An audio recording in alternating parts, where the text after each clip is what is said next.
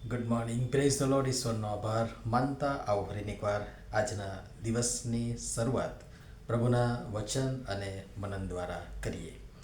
પ્રભુનું વચન કહે છે, હે યાકૂબના સંતાનો તથા ઇઝરાયેલના સંતાનોના અવશેષ, તમે સર્વ મારું સાંભળો. ગર્ભવાસથી માંડીને મેં તમને ઉપાડી લીધા છે, વળી ગર્ભસ્થાનથી માંડીને મેં તમને ઊંચકીને ફેરવ્યા છે. તમારા ઘડપણ સુધી હું તે જ છું. પડ્યા આવતા સુધી હું તમને ઉપાડી લઈશ. મેં ઉત્પન્ન કર્યું છે ને હું તમને ઊંચકી રાખીશ. હા, હું તમને ઉપાડી લઈશ ને તમને બચાવીશ. યશાયા પ્રવચકનું પુસ્તક, તેનો 46મો અધ્યાય, તેની 3 અને 4 કલમ. આજનો વિચાર: ખ્રિસ્તમાં અતિ પ્રિયવાળા મિત્રો, પ્રભુ ઈસુ ખ્રિસ્તના મહિમાવંત નામમાં આપ સર્વને સવારની પ્રેમી સલામ. ફરીથી એ જ વચનના અનુસંધાનમાં અને સંદર્ભમાં આપણે આગળ વધીએ.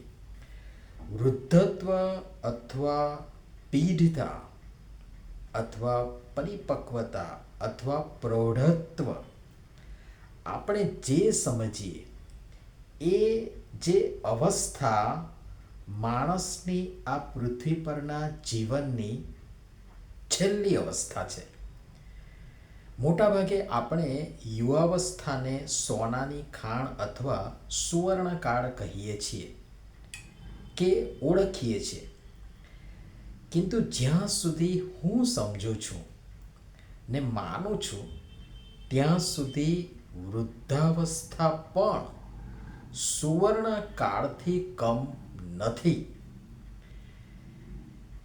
યુવાવસ્થા આપણને માણસોને સતત ઉચાટમાં, દોડાદોડીમાં અને ભાગમભાગીમાં રાખે છે, જ્યારે વૃદ્ધાવસ્થા કંઈ કેટલાય દાયકાઓના અને અનુભવોના ઘૂંટ પીને ઠરીથામ થયેલા એવા પીઠ બનાવે છે, પરિપક્વ બનાવે છે, જે આગલી પેઢીને પોતાના અનુભવમાંથી સારી સલાહ, શિક્ષણ અને સંસ્કારોનું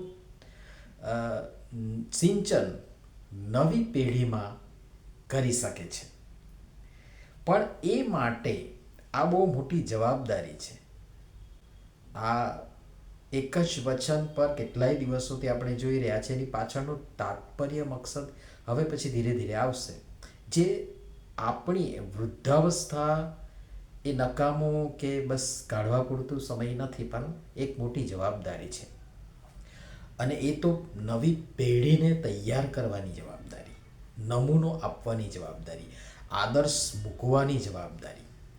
પણ એ માટે ગીતકર્તાની જેમ આપણે પણ પ્રાર્થના સાથે વિશ્વાસ પણ હોવો જોઈએ આપણને, કે ગીતશાસ્ત્ર 73 અને તેની 24મી કલમથી 28મી કલમમાં બહુ સરસ લખવામાં આવ્યું છે. અને એ અક્ષરશઃ દરેક વચનો હું તમારી આગળ મૂકવા પ્રયાસ કરીશ સંક્ષિપ્તમાં.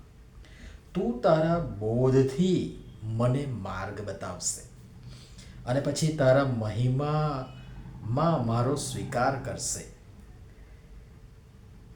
તારા વિના આકાશમાં મારો બીજો કોણ છે અને પૃથ્વી પર મારો બીજો કોઈ પ્રિય નથી.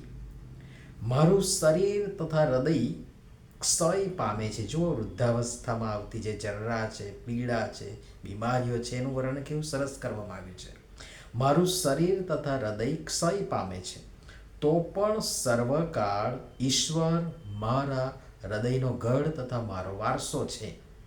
કેમ કે જેઓ તારાથી વેગળા છે તેઓ નાશ પામશે, જેઓ વંઠી જઈને તને મૂકી દે છે તેઓનો તું સમૂળગો નાશ કરે છે. પણ ઈશ્વર પાસે આવવું, તેમાં મારું કલ્યાણ છે. મેં પ્રભુ યહોવાને મારો આશ્રય કર્યો છે, જેથી હું તારા સર્વ કૃત્યો પ્રગટ કરું.